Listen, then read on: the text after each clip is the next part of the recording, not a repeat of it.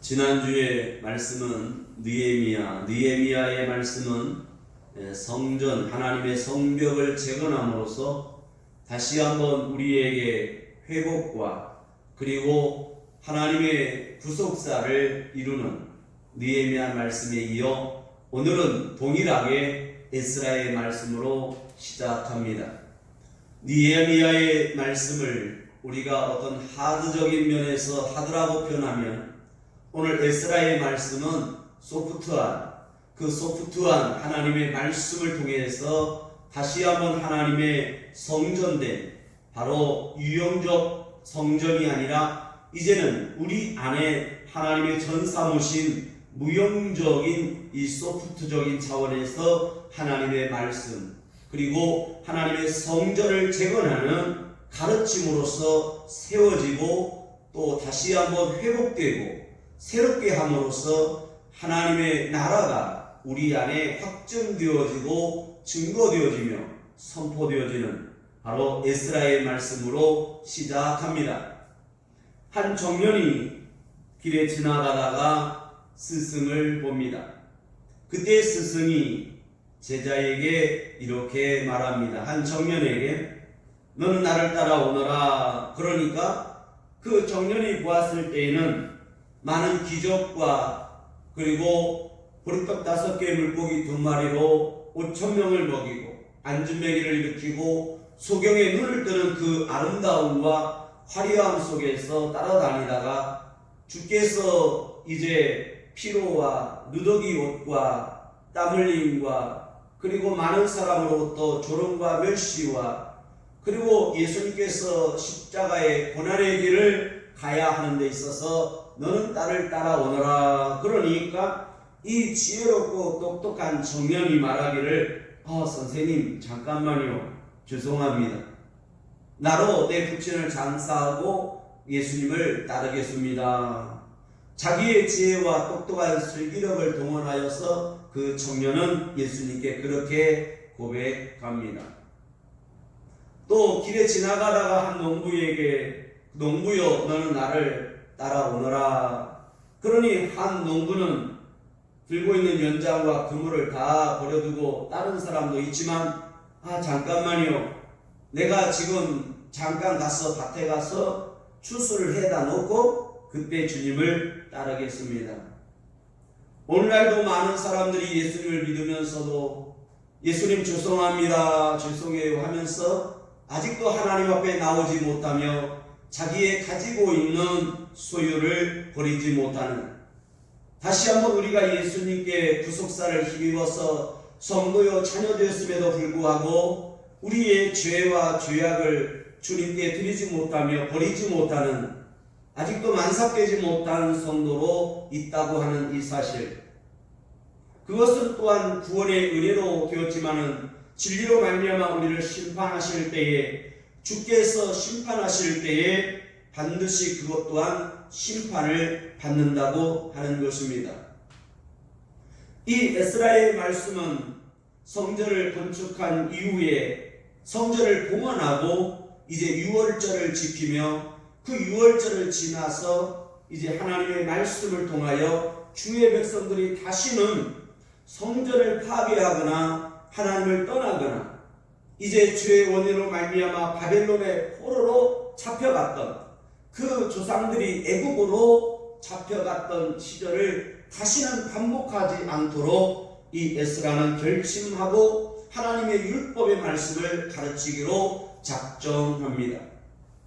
그럼으로써 하나님의 성전은 우리가 물질을 들여서 재건하고 자기의 시간과 땀과 마음을 다 들여서 금과 은을 들여서 성벽을 재건할 수 있지만은 오늘 우리의 관계 속에서 하나님과 나와의 수직적 관계와 믿는 공동체 안에서 이 공동체 안에서 이 에클레시아적인 교회로 말미암아 성도 삼으신 이 하나님의 성전은 하나님의 말씀으로 말미암아 재건할 수 있다는 것.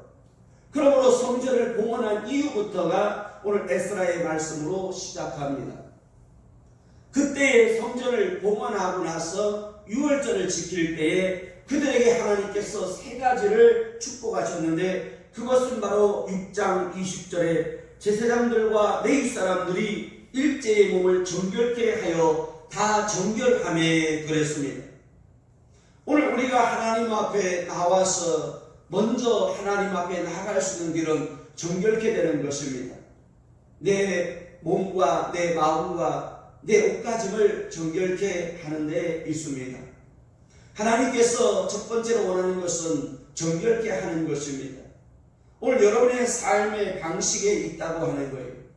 그러므로 이 에스라를 통해서 하나님이 우리에게 회복하시고 새롭게 하고자 하는 그 비밀은 바로 우리의 삶의 생활의 중심에 있다는 거예요.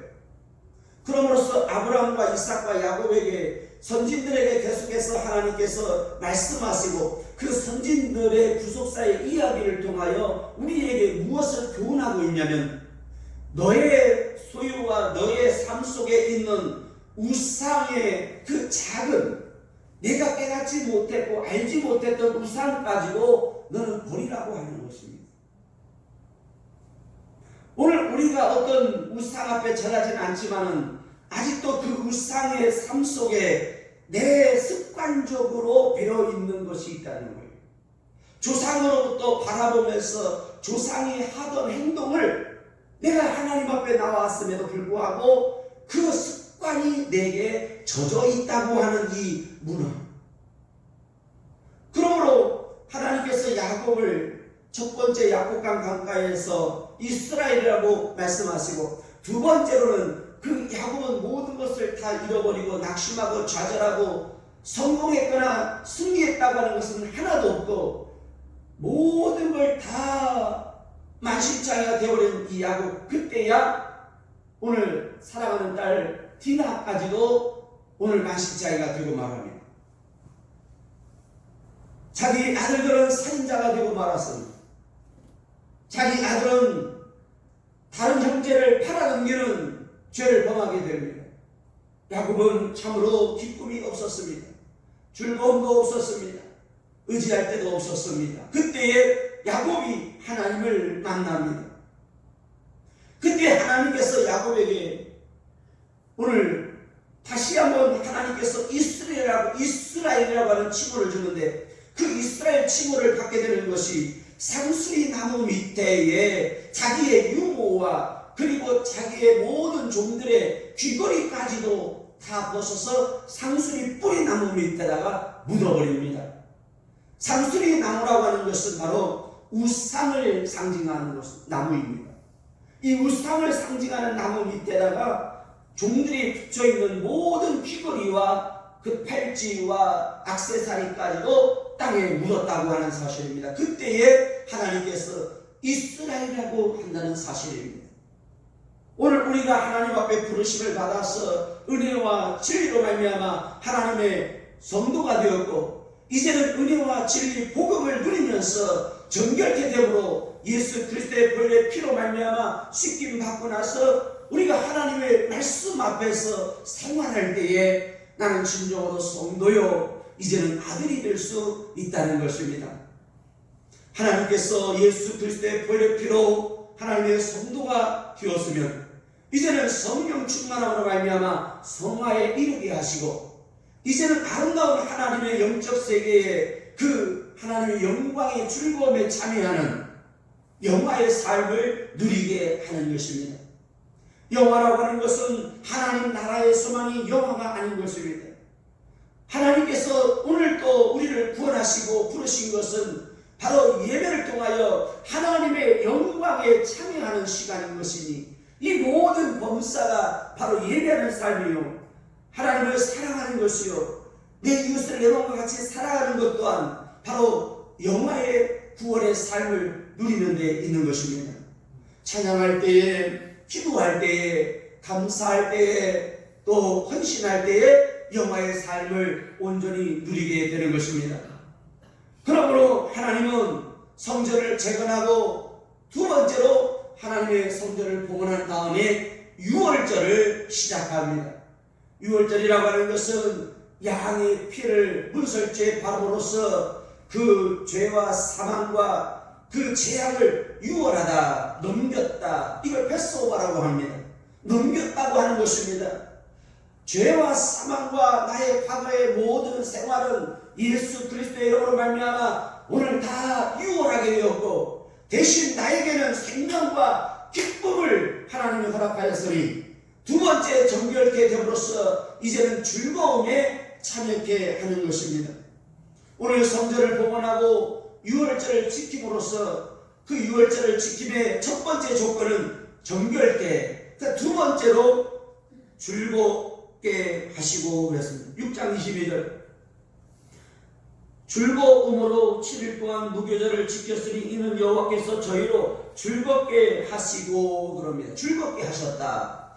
그런데 즐거움은 무엇입니까? 우리가 단 것을 먹고 맛있는 것을, 음식을 먹을 때에 그 잔치야말로 즐거움이 아니겠습니까? 그런데 여기에서 즐거움은 바로 무교절을 지켰다고 하는 것입니다. 무교절은 무엇입니까? 이스라엘 백성들이 애굽에서 종살이 하다가 급히 나옴으로 말미암아 이제 준비되지 못함으로 광야에서 40년의 광야의 삶에 먹을 것이 없고 굶주리고 그리고 고난받고 급히 나온 그 날을, 구원받은 날을 뼛속까지 기념하도록 하기 위하여 무교절을 지키게 하였으니 그 무교절에 먹는 빵은 아무런 맛이 없다는 것입니다. 그런데 하나님은 그 7일 동안 무교절을 지키게 함으로써 즐거움에 참여케 하신 것입니다. 바로 하나님 앞에 나와서 예배하는 삶은 세상의 즐거움은 아닙니다. 하지만 더 기뻐하고 즐거워하는 것은 하나님께서 나를 업어나르시고 나를 안위하시며 내가 하나님의 자녀된 것이고, 다시는 하나님께서 나를 이제는 바벨론과 애굽에 보내지 아니하시고 나를 그의 강한 팔로 날개로 업어나르사 아버지 나라에 영원히 있게 하실 바로 언약이라고 하는 사실입니다. 그것이 소망이며 희망이며 믿음이며 확신이며 내가 붙들어야 되는 것이며, 그 언약을 붙잡고 언약 안에서 있는 것이 즐거움에 참여하는 진정으로 영적인 아름다움이며 거룩함이며 신비며 경이로운 것입니다. 가시떨기에 임한 하나님의 영광을 볼 때에 그는 희한한 불이라고 그렇게 성경은 기록합니다. 희한한 불이다. 하나님께서 우리에게 쓰는 단어가 있으니 하나님의 불을 희한한 불이라. 이 구원이야말로 신비며 경이로움이며 하나님께서 이 땅의 포도주로서, 땅에서 수출의 포도주로서 즐거움이 아니라 하늘의 만나로서 하늘에 부으시는 생수로 말미암아 영원히 즐거움에 참여하게 된다는 것입니다. 그러므로 나는 피곤하고 나는 이해할 수 없지만 이 하나님의 방법, 하나님의 주시는 은혜의 방편으로 말미암아 즐거움에 참여하게 되는 이 진리는 바로 나를 완전히 해방시키시고 나에게 자유를 주시는 것입니다. 그러므로 느헤미야와 에스라를 통하여 하나님은 우리에게 한 단어를 통하여 말씀하시는데, 그것은 셰비라고 하는 히브리어 단어입니다. 셰비라고 하는 것은 사로잡히다라는 말입니다. 그래서 구약에 사로잡혔던 자, 이 사로잡히다라는 단어가 구약에 총 50번이 셰비라는 단어가 기록되어 있습니다. 이 셰비라고 하는 것은 바로 어떤 상태냐면 영적으로 짐승들의 무리 속에 내가 갇혀있는 것을 말할 때 쓰입니다. 어떤 많은 군사들이 무기를 가지고 나를 에워쌌을 때에 내가 벗어날 수 없고 도망갈 수 없고 살 수 없는 그 마지막 한계를 바로 셰비라고 하는 것입니다. 오늘 여러분의 삶 속에 내 앞에 내가 도망갈 수 없고 포기할 수밖에 없고 어떻게 할 수밖에 없는 그 사로잡히는 때가 여러분들에게도 있었습니다. 그것은 바로 죄로 말미암아 그렇게 되었다는 것입니다. 하나님의 계획은 그 세계 속에서 나를 하나님의 영적인 하나님의 군대, 하나님의 말씀의 무기를 통하여 그것을 깨치고 나와서 나를 건져주시고 해방시키시며 영원히 자유케 하시는, 그러므로 나를 자유케 하시고 그 피난처 반석에 바로 나의 기쁨이시고 나의 구원이시며 나의 산성이신 예수 그리스도의 반석 안에 나를 보호하시는 것입니다. 그래서 이 에스라를 통하여 하나님께서 우리에게 외치는 하나님의 음성은 바로 그 사로잡혔다. 너희가 사로잡혔다. 그 사로잡힌 중에서 나는 너희를 건져냈다. 나는 여호와 너희의 하나님이시다. 할렐루야. 아멘. 하나님은 나의 주가 되시며 나의 하나님이십니다. 그분은 하나님, 구원, 사랑이시다. 그래서 하나님이라는 단어와 그리고 사랑이라는 단어와 구원이라는 단어, 히브리어의 단어가 이 숫자를 보면 똑같습니다. 그 숫자를 보면 13인데 사랑도 13이요 구원도 13이며 하나님이라는 단어도 바로 13입니다. 그래서 이 성경은 바로 창세기 1장 1절에 태초라는 단어로 번역하고 있습니다. 이것은 영어로는 in the beginning으로 in으로 시작합니다. 히브리어 구약의 창세기 1장 1절은 베레시트로 시작합니다. 이 베레시트라고 하는 것은 바로 히브리어의 알파벳입니다. 알렙, bet, 기멜, 달렙. 이것이 바로 베레시트라고 하는 단어입니다. 이 우주 만물도 시작도 하나님으로부터 시작되었으며 하나로부터 나왔다는 사실입니다. 그 하나님의 사랑이 우리를 구원하였고 그 하나님의 사랑으로 지금 나에게 무교절을 즐거워하게 하신 것은 다른 게 아니라 바로 내게 필요한 어린 양 대신 예수 그리스도의 살과 피를 먹고 마심으로써 영생하도록 내게 허락하신다. 그래서 오늘 우리가 예수 그리스도 앞에 나와서 하나님의 거룩한 만찬에 참여하는 삶을 사는 것, 이것이 바로 온전한 자유입니다. 오늘 영적으로 사로잡혀 있습니다. 그것은 바로 원인은 죄입니다. 여러분의 삶의 사람과 사람 사이의 관계에서 막혀 있는 것이 있습니까? 그것 또한 죄로부터 시작합니다. 하나님과 나와의 막혀 있는 담벼락이 있습니까? 그것 또한 죄인 것입니다. 이 우주 만물의 모든 시작은 하나님으로부터 시작하면 이 모든 관계의 단절과 부정과 어둠과 쓴뿌리는 바로 죄와 사망과 원수마귀 사탄으로부터 시작되는 것입니다. 그것은 바로 죄요 더러움이며 바로 악한 것입니다. 하나님께서 우리를 부르신 것은 회복을 통해서 다시는 바벨론이나 애굽으로 세상으로 죄 가운데 빠지지 않게 하려고 하는 것입니다. 이 성경은 우리에게 바로 영의 사람 하나님의 사람인 것을 여러분들에게 말씀하고 있습니다. 그러므로 우리가 소유해야 되는 것은 이제 하나님 앞에 나와서 소유해야 될 것이 있습니다. 그것은 바로 예수 그리스도의 보혈의 능력이고 바로 언약하신 성령, 보혜사 성령을 충만히 받는 것입니다. 그러므로 모든 범사에 기도와 간구로서 하나님께 아뢰며 성령 충만한 삶을 누리는 것입니다. 성령 충만하지 못하면 바로 우리는 6월절에 참여할 수도 없고 이제 즐거움에 참여할 수도 없습니다.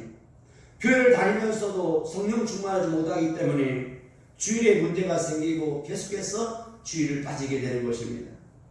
그것은 바로 달콤한 유혹이며 결국은 미혹으로부터 시작되는 것입니다. 그것이 바로 우상이니 우리 마음에도 깨어버리고 깨쳐버려야 할 우상들이 있는 것입니다. 여러분은 어떤 우상에 빠져 있습니까? 하나님보다 이 세상을 더 사랑하는 것이 바로 우상인 것입니다. 하나님보다도 자식을 사랑하는 것이 우상이고 물질을 아끼는 것이 그것이 우상이고 이 세상에 빠져있는 지식에 바로 하나님으로부터 시작하지 않는 것은 다 우상입니다. 어떻게 하면 하나님을 기쁘시게 할까?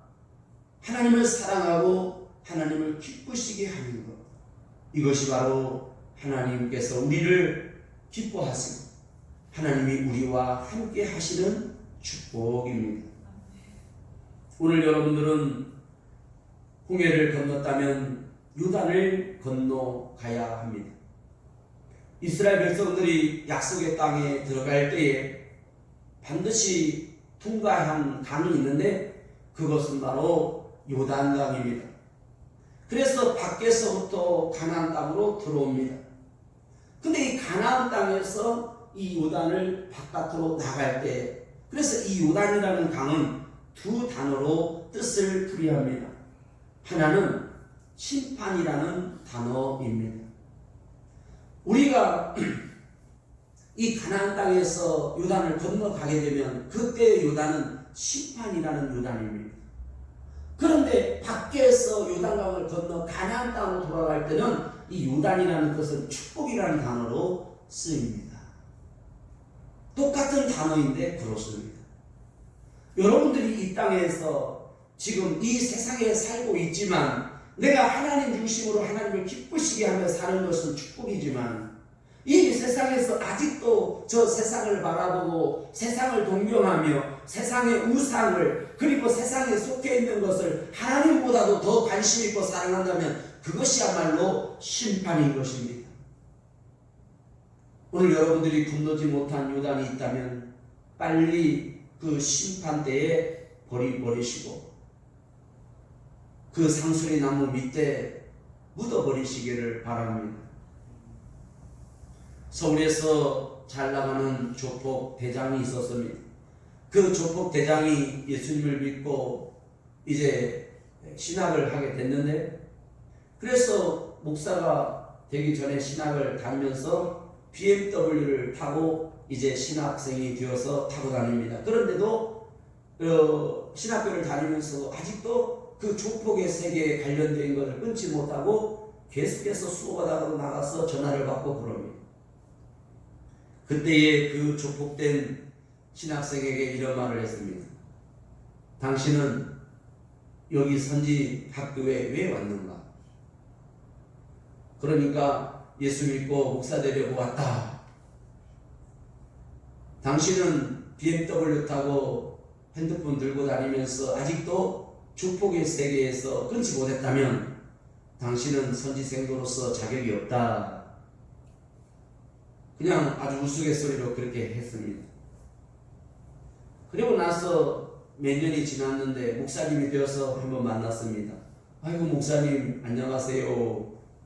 아직도 그 조폭의 세계에 몸담고 있습니까? 그랬더니 그때 BMW 타고 다녔는데 그 초라한 봉고차, 녹슨 봉고차를 끌고 왔어요. 그래서 어쩐 일인가 물어봤더니 그 BMW를 어느 날 기도하고 은혜 받고 산에 끌고 올라가서 도끼로 망치로 자동차를 유리창을 깨고 부셔버려서 폐차를 시켜버렸다고 합니다. 그리고 그 핸드폰도 망치로 두들겨 패서 없애버렸다고 합니다. 그리고 나서 이제 중고차, 공고차로부터 시작해서 개척을 해서 목사님이 되셨습니다.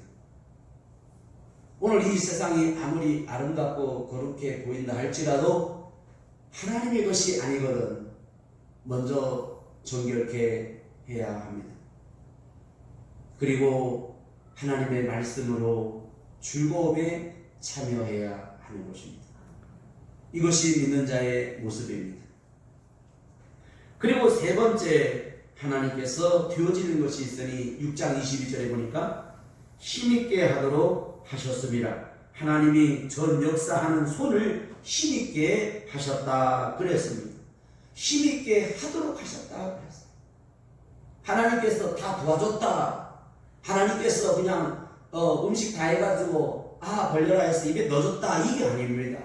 하는 모든 수고와 사역 속에 힘있도록 하셨다라는 것입니다.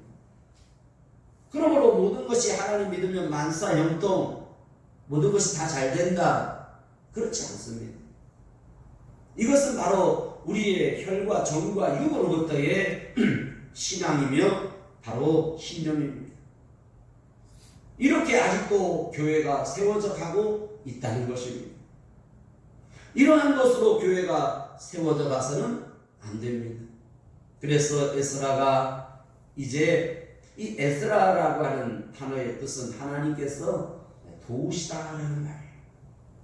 내가 하나님의 사람으로 성도로서 될 수 있는 것은 하나님께서 힘있게 도와주시는데 바로 성도 되고 자녀 되도록 하나님의 종 되도록 도와주신다.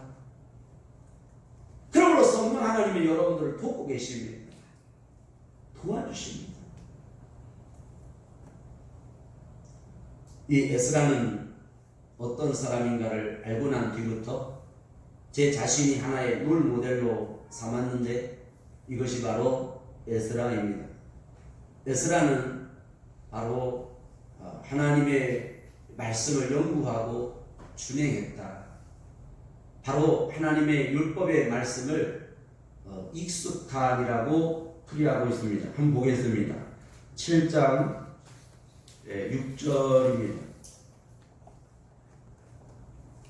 7장 6절 이 에스라가 바벨론에서 올라왔으니 저는 이스라엘 하나님 여호와께서 주신 바 모세 율법에 익숙한 학사로서 그 하나님 여호와의 도우심을 입음으로 왕에게 구하는 것은 다 받는 자더니 그랬습니다. 여기 보면 바벨론이 나옵니다. 7장 9절 봅니다. 정월 초하루에 바벨론에서 길을 떠났습니다. 하나님의 선한 손에 도우심을 입어 하나님의 선한 손에 도우심을 입어 5월 초하루에 예루살렘에 이르렀다 그랬어요.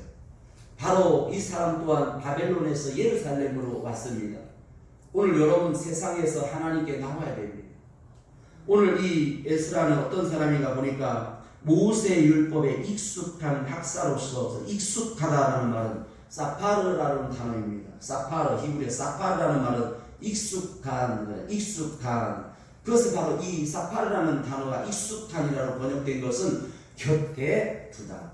즉 무슨 말이냐면 하나님의 말씀을 늘 앉아나 서나 어디를 가든지 하나님의 이 율법의 책의 말씀을 늘 곁에 두었다.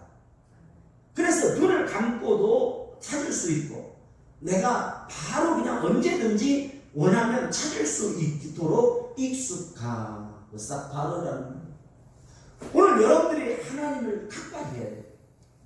언제든지 무슨 일을 함에 있어서 예수님께 물어봐야 돼요. 예수님께 기도해야 돼요. 오늘 하나님보다도 내 열심이 나서도 안 되고 내가 하나님보다도 먼저 걸어가서도 안 되는 것입니다. 많은 목사님들이 범죄하고 있는 것, 실수하는 것이 있습니다. 최선을 다해서 목회를 잘하는 것이 물론 하나님이 기뻐하는 일입니다. 하지만 그것이 온전하지는 않습니다. 그것이야말로 목회의 성공자이기 때문입니다.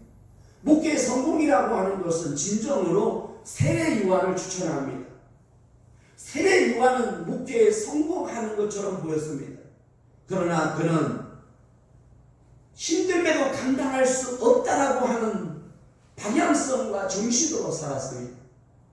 그리고 예수님 앞에 자기의 사랑하는 아끼는 제자 사도 요한과 그리고 안드레까지도 예수님께 보냈던 사람입니다.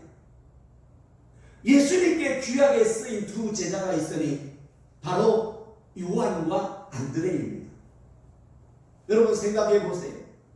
보내고 다 보내도 마지막으로 보낸 사람이 사도 요한과 안드레였습니다. 준비된 사람들을 보냈다는 사실, 사랑하고 아끼는 제자를 보냈다는 사실, 이것이 진정으로 성공한 세례 요한의 목회입니다. 오늘 여러분들은 교회를 잘 섬기고 하나님 나라에 가서 상급받으면 되지만 주의 종들은 목양을 잘 해야 되지만 또 하나 해야 되는 것이 있으니 좋은 제자를, 훌륭한 제자를 기르는 데 있습니다.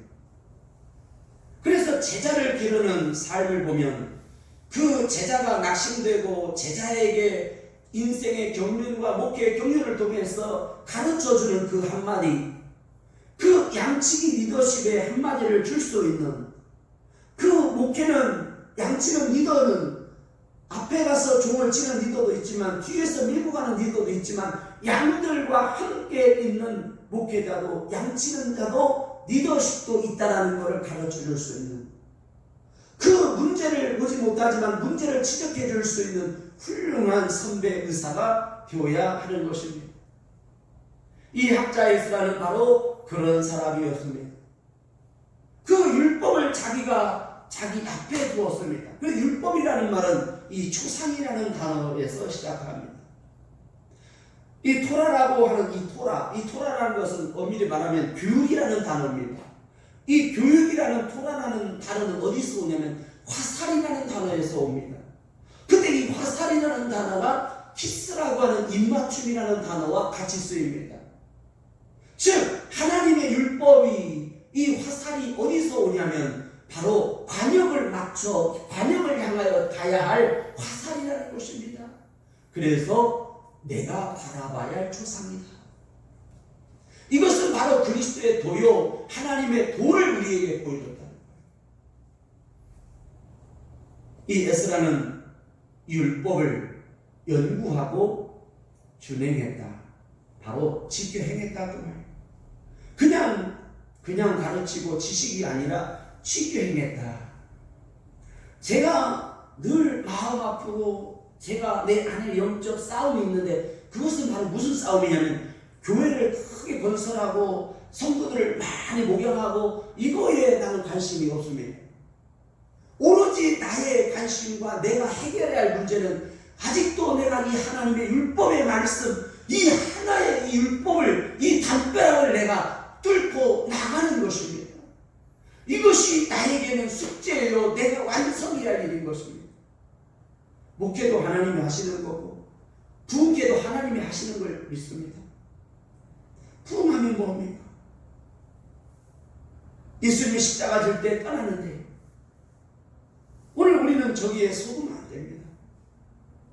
진정으로 오늘 복음의 씨앗이 있어야 됩니다. 함께 바벨론에서 올라올 때 스룹바벨과 예수아와 그 다음에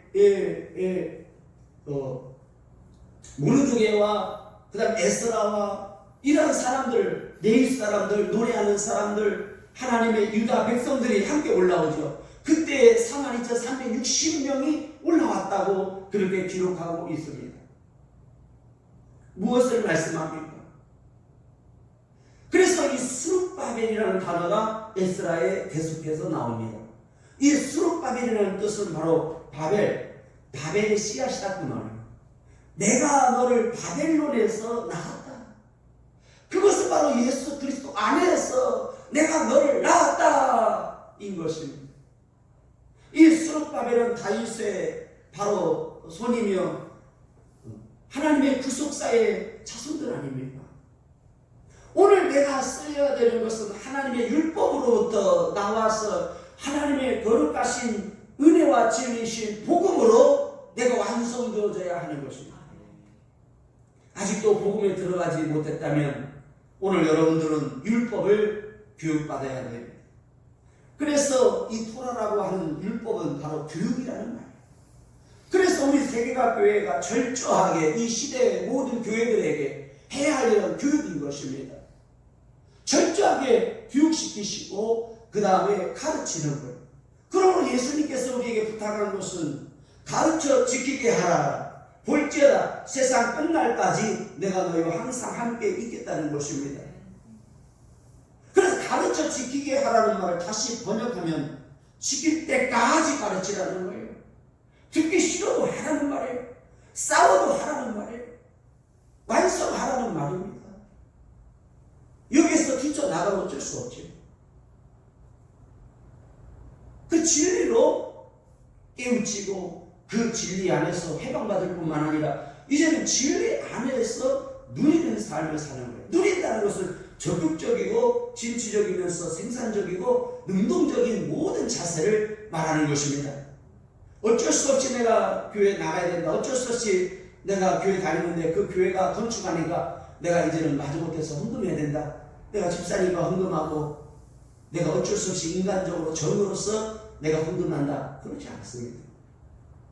이 이스라엘 백성들은 다 모든 어린아이에서 어른에 이르기까지 모아서 성전을 재건하였고 자기의 몫을 다 감당하였으며 그리고 마지막 감당하지 못한 햄릿 강물이라고 하는 것, 그것은 바로 성전이 재건된 뒤에 90년이라는 세월이 지났어야 완성이 됩니다.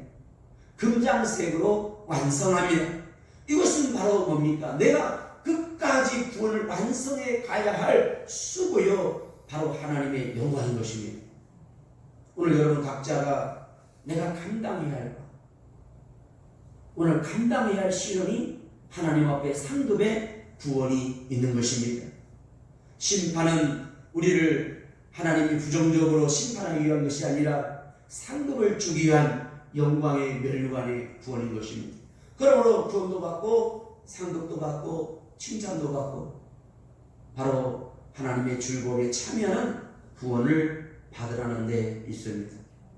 사랑하는 우리 세계가 여러분, 나는 비록 스룹바벨도 아니고 그리고 에스라도 아니고 느헤미야도 아니지만 하나님께서 이 성전을 재건하고 하나님의 일을 할 때에 심지어 왕의 마음도 감동시키시고 백성들의 마음도 감동시킨 것처럼, 그러므로 이 바사 왕을 하나님이 감동시킴으로 이 바사 왕이 가지고 있는 유대에서 이스라엘에서 성전에서 뺏어왔던 금그릇 은그릇 모든 집기를 다 내어놓고, 그리고 심지어 창고에 있는 것까지도 다 털어서 하나님의 성전을 재건한 일에 다 드렸던 것처럼, 하나님이 왕들의 마음도 감동시켰던 것처럼, 그런데 여기에 또 느헤미야도 있지만 에스라에도 기록한 것이 있으니 그것은 바로 하나님의 성전을 재건하는 일에 방해하는 자들이 있었다는 것입니다.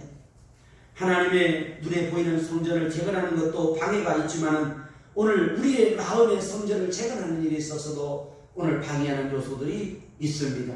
그것은 바로 멀리 있는 것이 아니라 유대 바로 옆에 있는 사마리아인들로 말미암아 방해를 받았던 것입니다. 내가 신앙생활을 함에 있어서 때로는 자식이 나를 방해할 수도 있고 내 남편이 나를 방해할 수도 있습니다. 이제 왕이 방해할 수도 있었습니다.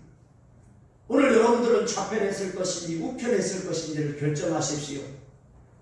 예수님 십자가의 왼편에 쓸 것인지 오른편에 쓸 것인지를 결정해야 하는 것입니다. 믿기로 작정하였으면 잘 믿으시기 바랍니다. 내가 교회를 다니기로 했으면 똑바로 제대로 신앙생활 하시기를 바랍니다. 그래서 에스라가 성전을 완성함에 있어서 백성들을 가르치는 것이었습니다. 이제 가르치기 시작했습니다. 그런데 웬일입니까? 그 뒤에 보면 이 에스라가 갑자기 옷을 찢고 이제 자기의 머리털과 수염을 뜯는 모습이 나옵니다. 9장 3절입니다. 내가 이 일을 듣고 속옷과 겉옷을 찢고 머리털과 수염을 뜯으며 기가 막혀 앉음이 그럽니다. 이게 웬일입니까? 하나님의 말씀을 잘 가르치고 율법을 지켜 행하며 이 학살 에스라가 왜 갑자기 겉옷과 속옷을 찢고 머리털과 그 다음에 수염을 잡아 찢으면서 기가 막히다라고 하고 있는, 여러분 목회자의 심정 속에 이런 말이 올 때가 많아요. 목회를 하면서도 마찬가지지만 하나님의 말씀을 지켜 행하다 보면 가르치는 자가 한계를 느끼는 게 있습니다. 다 됐다 싶은데 내가 이 정도면 내가 잘 가르쳤다 싶은데 이런 일이 생깁니다. 그것은 왜 성경에 이걸 기록했을까요?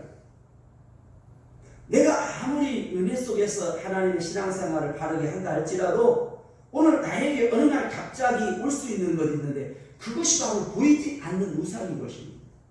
그것이 바로 생활이라고 하는 내 삶의 터전이라고 하는 이 세상을 아직도 내가 이기지 못하기 때문에 이렇게 된 것입니다. 그 원인은 이겁니다. 9장 1절 이후에 나옵니다. 이 일 후에 그랬습니다. 얼마나 좋은 일이 많았습니까? 8장 35절에 보니까 사로잡혔던 자의 자손, 좋은 일이 있었습니다. 사로잡혔다. 구약에 50번 나온다고 했습니다. 사로잡혔다, 사로잡히지 않기를 바랍니다.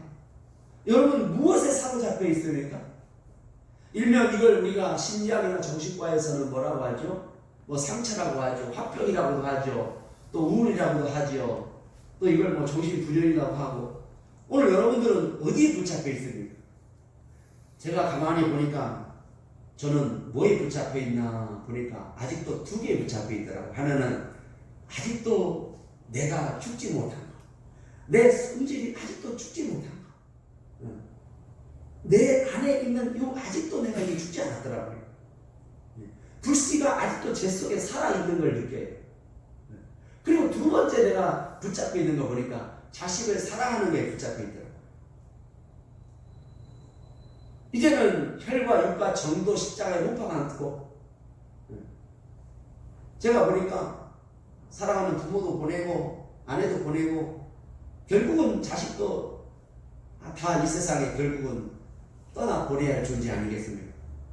그런데 아직도 그 미련을 갖고 사랑하고 붙들고 있는 그러다 보니까 잘 키우려고 하는 마음이 이게 아직도 나의 삶에 내 충격을 받고 한계를 느껴요. 살아가니까 다툼이 있는 거예요. 여러분은 무엇에 사로잡혀 있습니까? 돈입니까? 아니면 아름다운 집입니까? 저는 솔직히 돈이나 집이나 그런 거 별로 없는 것 같아요. 여러분은 무엇에 붙잡혀 있습니까?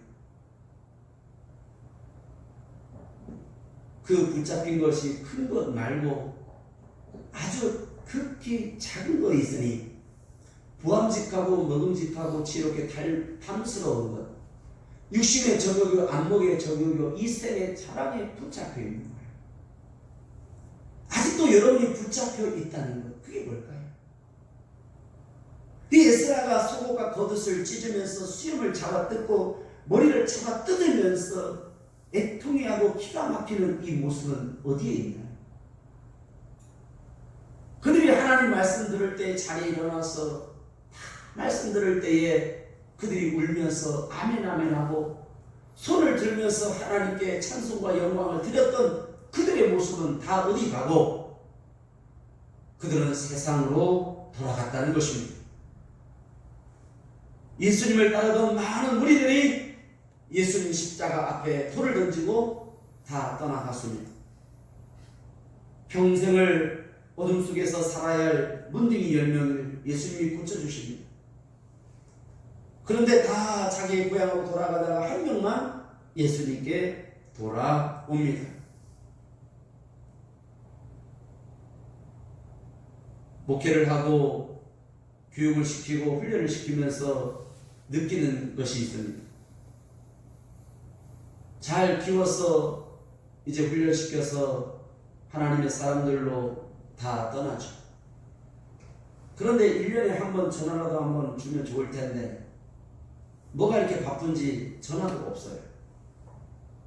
물론 그들의 마음속에 잘 배워서 어느 교회를 섬기든지 하나님의 종들로 하나님 앞에 쓰이면 되는데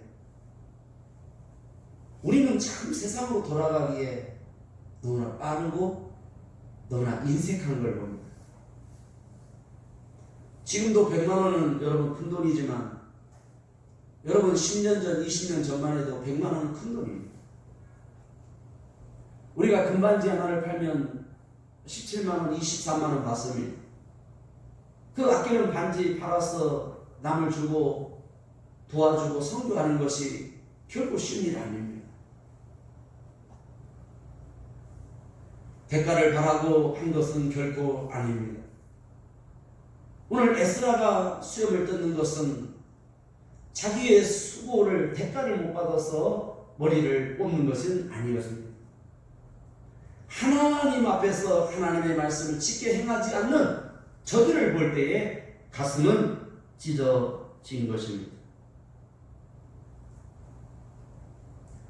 9장 4절 이에 이스라엘 하나님의 말씀을 인하여 떠는 자가 이 사로잡혔던 자의 죄를 인하여 다 내게로 모여오더라.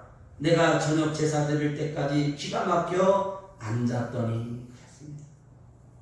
여러분 우리는 어떤 삶을 살아야 합니까? 이 에스라처럼 중보자의 삶을 여러분들도 살기를 바랍니다. 중보자의 삶. 오늘 저는 여러분 설교 속에 한 교회를 여러분들에게 소개하고자 합니다.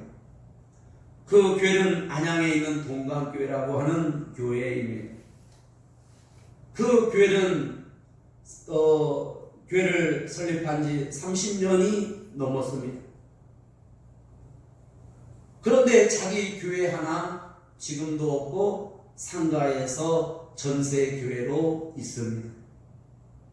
10여 년 동안 부목사로 일하던 분을 강릉의 교회를, 충주의 교회를 지어드리고 전 세계의 교회를 30여 교회를 건축을 하고 자기가 교회가 가지고 있는 건축원금 1억을 몇 천만 원씩을 선교사님들이 오셔서 간증을 하면 그곳에 교회를 세워드리고 전액을 다 드렸습니다.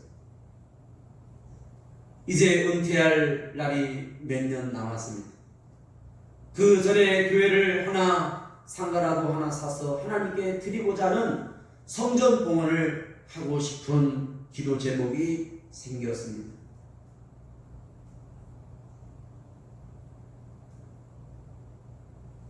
모든 것을 30년 동안 다 나눠주고 섬기고 베풀었습니다. 참으로 훌륭한 분입니다. 그 교회가 성전을 봉헌하기 위하여, 건축하기 위하여 이제 바자회를 시작합니다. 심지어 주일학교 아이가 자기 집에 있는 돼지 저금통을 다 드리고, 부모가 믿지도 않고 친구 따라왔던 아이가 한 달 용돈 10,000원을 과자나 초콜릿도 사 먹지 아니하고 건축원금으로 드립니다. 그 간증문을 우편으로 보내와서 여러분들에게 소개합니다. 한 어린이의 헌신, 한 소년이 작은 보리떡 5개와 물고기 2마리를 예수님 손에 올려드렸습니다. 예수님은 그것을 받으시고 간절히 축사하셨습니다.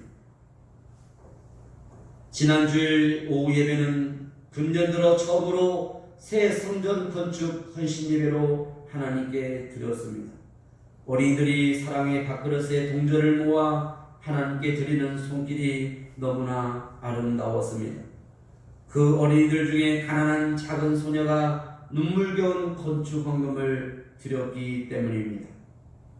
가난한 이 소녀는 부모님이 예수 믿지 않는 가정에서 친구 따라 동강교회 나와 매주일 하나님께 예배를 잘 드리는 어린이입니다. 어머니가 한 달 용돈 10,000원을 주었습니다. 한 달 동안 껌, 초콜릿, 아이스크림, 빵 사먹지 않고 하나님께 새성전 건축원금으로 정성을 다해 아낌없이 주머니를 털어서 헌금으로 드렸습니다. 이 어린이의 헌신이 많은 성도들의 마음에 감동을 주었습니다. 사랑하는 여러분, 많은 간증문이 여기에 있지만 오늘 이 아이만 소개합니다. 오늘 여러분들이 지어야 할 성전은 바로 마음과 생각으로만 되는 것은 아닙니다. 여러분, 우리 함께 기도하기를 원합니다. 저는 몇 년 전에 전주의 시온성교회 장로님을 만났습니다. 그 장로님이 집사일 때부터 저는 알고 안면이 있었는데 그 장로님이 되어서 저를 만났습니다. 장로님, 목사님 안녕하십니까? 잘 지내시죠? 목사님, 제가요 하나님께 많은 축복을 받았습니다. 아니 장로님, 이렇게 사업이 번창하고 이렇게 무슨 복을 많이 받으셨습니까? 목사님이 저를 잘 알다시피 저는 믿음도 없는 집사였습니다. 교회를 다니다 보니까 어쩔 수 없이 장로가 되었는데, 글쎄 장로가 되고 나서 성전을 건축한다고 보증을 서라 해서 참으로 눈물겨운 보증을 썼습니다. 걱정도 됐습니다. 솔직하게 도망도 가고 싶었습니다. 그런데 교회를 성전을 건축하고 나니 모든 장로들이 다 같이 보증을 써서 성전을 건축을 해서 빚을 냈는데 저희들이 글쎄 몇 년 만에 다 그 빚을 다 갚고 저희들이 자유를 얻었습니다. 그래서 저희 장로들끼리 모여서 회의를 했습니다. 참으로 하나님은 살아계시고 하나님은 각자 우리들에게 다 복을 주셨는데 우리가 이렇게 있으면 안 되겠다. 그래서 우리 장로들끼리 모여서 우리 전라북도의 각 지역의 어려운 교회들을 돕는 그런 일을 우리 장로회에서 한번 해보자. 그리고 기둥을 제공하는 일도 하자.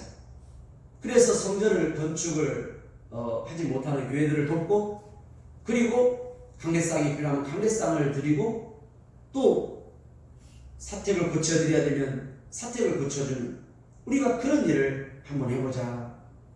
그런 일들이 일어나기 시작했습니다. 목사님, 세상을 위해서 살 때는 세상 말로 바빴지만 지금은 하나님을 위해서 살다 보니 도리어 세상 일이 되어지고 모든 복이 내게 오는 것 같습니다. 하나님께서 저를 너무나 크게 축복하셨습니다. 저는 죄인입니다. 이렇게 고백하더라고요. 할렐루야. 사랑하는 여러분, 왜 우리는 거만하고 교만하며 아직도 생활에서 끊어버리지 못하는 우상과 함께 살고 있습니까? 오늘 에스라의 심정을 가지기 바랍니다. 그것은 바로 어린아이의 심정이 아닙니다. 이것은 바로 민족을 사랑하고 교회를 사랑하고 하나님의 심정을 가지고 하나님의 관점에서 교회를 바라보고 성도를 바라보고 종들을 바라봐야 합니다. 오늘날 주변에서 많은 목사님들이 힘들어하는 것을 봅니다. 그런데 그 힘든 이유를 들어보면 엉뚱하게도 말이 안 되는 어려움입니다.